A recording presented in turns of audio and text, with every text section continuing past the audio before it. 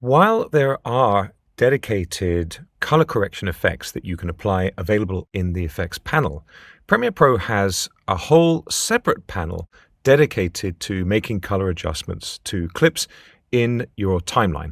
Actually, you can also make adjustments to clips in the project panel. The panel is called the Lumetri Color Panel, and we can access it by going to the Window menu. Here it is on the list. Or we can just switch to the Color Workspace, which is probably a good idea if we're going to work on our colors. Now you'll notice the controls in the Lumetri Color Panel are all grayed out at the moment, and that's because I don't have a clip selected.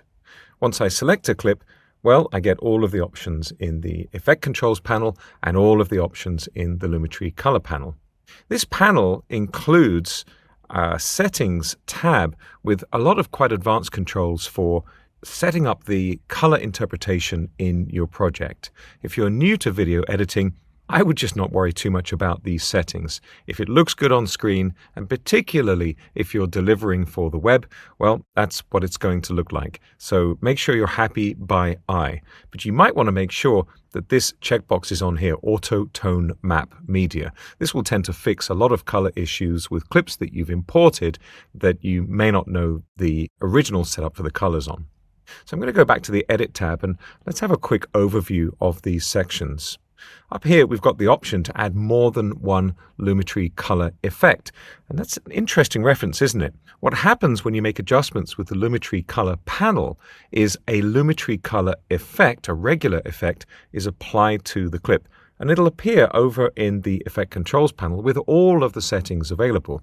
You can have multiple effects so that you can focus on different types of adjustment. Maybe you're working on skin tones, or maybe you're making a grading creative effect. You can separate them out and rename them. We've also got the option here to add what's called a LUT, a lookup table. And LUTs are, if you like, a file that contains a lot of specific adjustments to the colors in your video. It's common to have LUTs that you use with particular camera systems. In fact, you can see there are some built in on the list here already.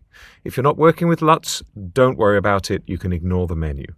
We've also got an automatic option here to repair our colors, and I'm going to use this just on this clip. If I click on auto, you can see it's very subtle. You might have to roll back a little bit. I'll just reset so you can see it again. This is the original, and now I'm clicking auto, and a lot of little adjustments have been made to these basic effects. And we've got an intensity control that just maxes out or minimizes the amount of adjustment. You can see those sliders moving as I adjust this. These intensity sliders are pretty useful when you're working with effects because sometimes you like the result, it's just a bit too much, and you can tone it down with the intensity slider. So here we've got a basic correction section where we can do things like adjust the temperature, the tint, saturation, exposure, and so on. You can just drag these from one end to the other to see the effects without getting into using advanced monitoring controls that are available as well, like vector scopes and waveforms. We've got a creative section where you can scroll through various different preset looks. Select one by clicking on it. You've also got some adjustments like faded film. You can sharpen the image. You can use color wheels to adjust the shadows and highlights.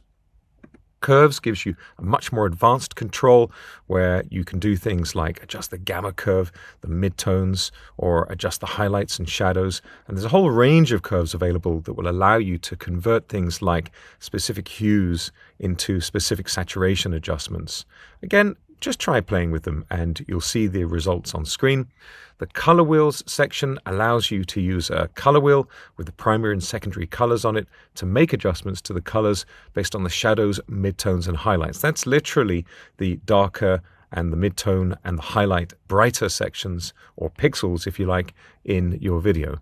We've got a hue, saturation, and luminance secondary color correction control to single out a color or a range of colors and make adjustments just to that color. That's great for adding punch to a blue sky or green to grass. And then we've got a vignette, which actually can be pretty impactful used in the right way. So that's just an overview of the sections in the Lumetri color panel. In the next lesson, we'll try making some adjustments to a clip. Let's look at three clips that we want to make some color adjustments to. And your media may not be as extreme as this. Chances are you'll have much more subtle adjustments to make, but these will illustrate some common issues quite nicely. I've got a sequence with 3 shots in it, scene 1 shots, and I've got the Lumetri color panel open. And if I switch over to the effect controls panel, I just want to show you, if I make an adjustment, I'll just drag one of these sliders. You probably just saw there the Lumetri color effect popped up on the list in the effect controls panel. So when you're working in the Lumetri color panel, what you're actually doing is making adjustments to these settings right here in the effect controls panel. And you can modify either set, they update each other. So let's take a look at this. This shot is pretty dark. So the first thing I'm going to do is just pull up the exposure. Now, here's a little tip for you. You'll notice that the slider here goes up to 5. You can click and drag or click and type on these numbers and go beyond the limits of the slider. See, I can crank this right the way up to 7. But I'm pretty happy with 5. I think that looks moody and mysterious. I'm going to turn down the contrast a little bit and just soften the features a little. Maybe I'll pull up the highlights. That's the brighter sections of the image, but not the absolute highlights. That's the whites here, the top end. Let's pull that up. Now we're getting really crisp levels on the shirt there and the lighter part of his hair. I'll pull the blacks down. That's the darkest part of the image. Actually, that's starting to look pretty rough, isn't it? So maybe I'll just keep that a little bit lower, but pull the shadows up so we start to see a bit more detail. Now, to my eyes, we're starting to see a lot of noise in the darker side of his face there. So I'm going to double click on the control to reset the shadows. There we go. And maybe just lift the blacks back up. Let me double click to restore those as well, because I think this is looking okay as it is. It does look a little bit too warm for my eyes, so I'm going to pull the temperature slider a little over to the left to cool it down. So I think that looks pretty interesting. You'd want to scrub through the clip and check other sections, but it looks okay to me. Now, you'll notice that what I'm doing here is kind of a science and an art. It's a question of experimenting and trying things out and seeing if you like the results. I'm going to go now to this second shot, which is very orange. And you can see I've been playing with this a little bit already. So I'm going to reset, and I'm going to use this white balance eyedropper to just pick out the newspaper. Now, when you hear about white balance, you might think that you need to click on something that is white, but actually you just need to click on something that should not have a color cast. So anything gray is usually absolutely fine. If I hold down the Command key, or this is Control on Windows, I'll get a 5x5 pixel average with this eyedropper. So I'm just going to click, and let's see if we can get this to give us some adjustments. Now what have I done?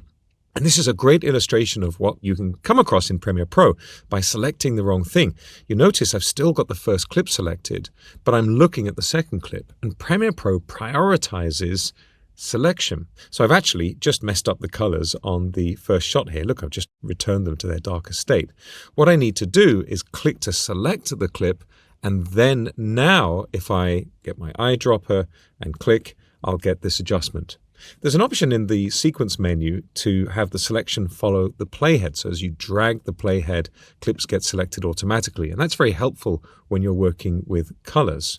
So you can see this adjustment is very little to do with any of the other controls. The automated white balance has just pulled that temperature slider way over into the blue. And maybe I'll just pull the exposure up a little bit. Maybe I'll increase the contrast a little bit, and maybe push that even further towards the blue. And I think that's looking a lot better.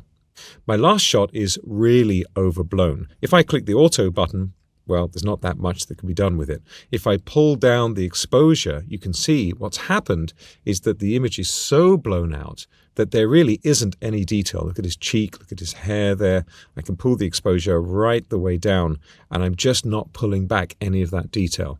And this shot just illustrates that sometimes you cannot save your media, and you need to either find a creative use for the shot or find another take. The Essential Sound panel offers a range of tools to clean up and adjust the audio level in your mix and even have some creative adjustments to your sound. To get access to it, you can switch to the audio workspace, which I'm doing right here, or you can find it in the window menu. And what you'll see initially is this invitation to select clips with particular tags, that's types of audio, or if I just lasso across these dialogue clips, I then get the option to specify the tags. Now, the reason you tag clips is to tell Premiere Pro what kind of audio it is so that you can get the right controls for that kind of sound. I'm just going to resize these tracks a little bit. I can just click and drag down to make these a little taller so I can see the waveforms a little more clearly. And I'm going to just play a little bit of this sequence so you can hear what's going on. I couldn't say what it was, but suffice to say, now, this sequence has voiceover clips and it's got music. The music's a little bit too loud and the voiceover has variable level. You can probably see in the waveforms, these two clips in the middle in particular are pretty loud. I'm just going to drag the divider up a little bit here so we can see these more clearly. Okay, so I'm going to lasso across and select these clips, and then I'm going to tell Premiere Pro that these are dialogue. And now I get this long list of controls and options for working with sound. Now, the good thing about working with sound is if it sounds right, it is right. So if you're not familiar with any of these controls, you can just work your way down the list from top to bottom, making adjustments and listening to the sound. In fact, you can make adjustments during playback so you can make sure you're happy with the result live. Now, there's one exception to all of these controls, which is the one right at the top here. This is the Enhance Speech feature.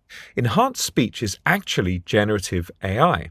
So if you've got a voiceover you've recorded and maybe there's background noise you don't want, or you're not happy with the quality of the sound, you can select your clips, click on Enhance, and Premiere Pro will analyze the audio and generate a new separate piece of audio that sounds like the original, but the way you probably would have wanted to have recorded it.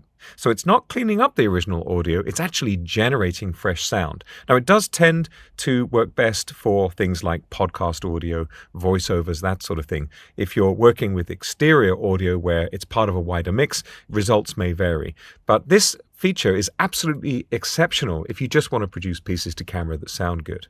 I'm going to skip that for now. I'm going to go to the loudness section. I'm just going to expand by clicking this triangle, and I'm going to click on Auto Match. And this is a fantastic feature in Premiere Pro. You might be able to just see the waveforms have all leveled out now. Premiere Pro has used the new loudness scale, which is used in broadcast to establish audio level over time, or audio energy over time, to level out the audio to an appropriate level. And that's kind of all I need to do with this audio.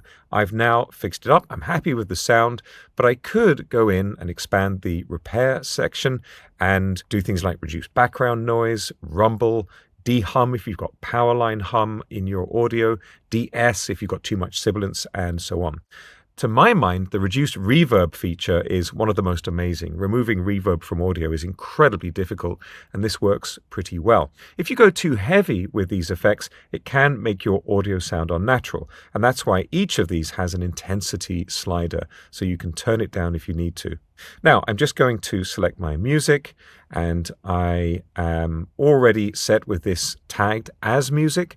I'm going to go to the loudness section here, click Auto Match, and the Auto Match level for music is for foreground music. So I'm going to scroll all the way down here. I don't need the ducking, don't need any of that. Here, I want my clip volume, and I'm going to pull this down by, I'll just type in here, -6 decibels. I reckon will probably do the trick. Now I'll click back into my sequence and play and compare the results with the first version. I couldn't say what it was, but suffice to say, much better. So obviously there's room for improvement. There's automated ducking built in that we could look at later, but I've now mixed my audio in just a couple of clicks with the Essential Sound panel.